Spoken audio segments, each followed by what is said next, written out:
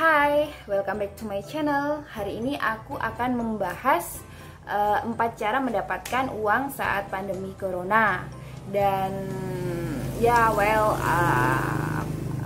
saya mau katakan memang hari ini banyak orang yang merasa kesulitan karena kita juga merasakan dampak yang besar dari pandemi ini. Dan langsung aja ya, yang pertama saya akan membahas tentang kartu prakerja ya, kartu prakerja. Jadi sebenarnya kartu prakerja itu adalah salah satu program yang digalakkan oleh pemerintah yang bertujuan untuk menumbuhkan perekonomian Indonesia. Nah, untuk rinciannya adalah peserta yang daftar kemudian lolos selama 4 bulan mereka akan mendapatkan keseluruhan dana ya, baik yang pertama dalam bentuk pelatihan, yang kedua dana intensif, dan yang ketiga adalah dana survei. Jadi yang pertama untuk dana pelatihan itu sebesar 1 juta dan dipakai untuk kita mendaftar mengikuti pelatihan. Kemudian yang kedua adalah intensif kita karena mengikuti pelatihan itu selama 4 bulan dan 1 bulannya kita diberikan 600.000. Kemudian yang terakhir setelah tes itu berakhir, setelah program itu kita sudah lalui semuanya, kita mendapatkan biaya intensif untuk survei sebesar 150.000. Jadi total keseluruhan yang nanti kita dapatkan adalah 3.550.000. Itu yang 1 jutanya itu dalam bentuk paket pelatihan gitu ya. Kemudian sebenarnya pemerintah itu sudah menggalakkan program ini dari beberapa bulan yang lalu. Dan saat ini adalah gelombang yang keempat, karena pemerintah sendiri itu berencana melakukan program prakerja ini sampai akhir 2020, sehingga nanti dari data yang saya baca akan dibuka sampai 30 gelombang yang ingin mensasar sekitar 5 juta orang penduduk di Indonesia.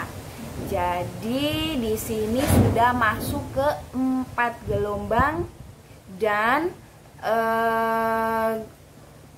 gelombang yang keempat ini akan ditutup pada tanggal 26 Mei. Jadi semuanya itu sebenarnya sudah ada info detailnya itu di website prakerja. Kemudian untuk syaratnya sebenarnya sangat mudah, yaitu syaratnya itu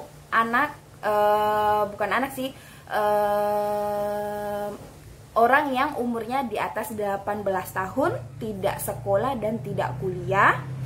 Kemudian semuanya itu bisa diakses di www.prakerja.go.id /syarat underscore-nya ketentuan. Nanti saya akan menulisnya di bawah ini. Nah, nanti bisa dicek ya.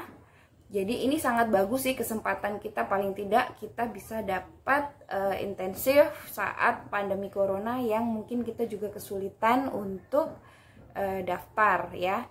Yang kita juga kesulitan untuk mencari lapangan kerja atau pendapatan lebih gitu ya.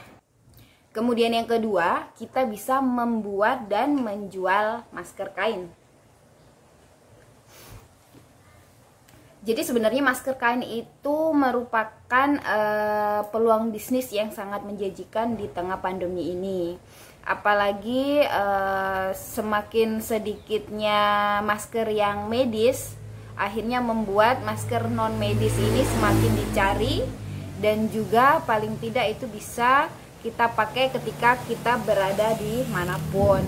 Apalagi ini juga sudah menjadi anjuran dari pemerintah untuk kita harus memakai masker ketika keluar rumah. Jadi sebenarnya kalau kita punya keahlian untuk menjahit, kita bisa bikin beberapa contoh desain Kemudian kita bisa memasarkan itu melalui media sosial jika kita punya. Kemudian juga kita bisa titipkan itu di toko-toko, dan kita juga sebenarnya bisa melakukan kerjasama dengan pemerintah daerah yang sedang mencari penjahit masker untuk biasanya yang biasanya didistribusikan untuk masyarakat.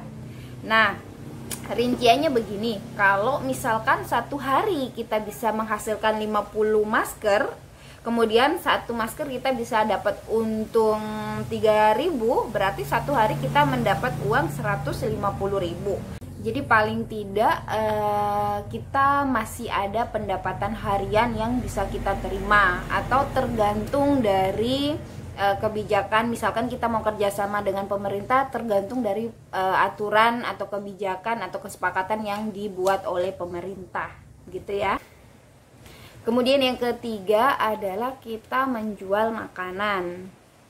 Sebenarnya menjual makanan itu alternatif mudah untuk kita mendapatkan masukan tambahan.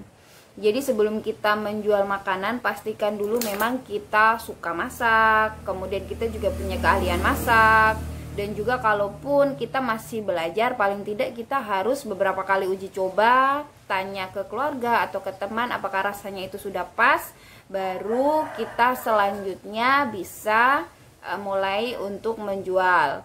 Nah, untuk menjual pun sebenarnya karena kita sedang ada aturan PSBB, jadi kita bisa melalui media online.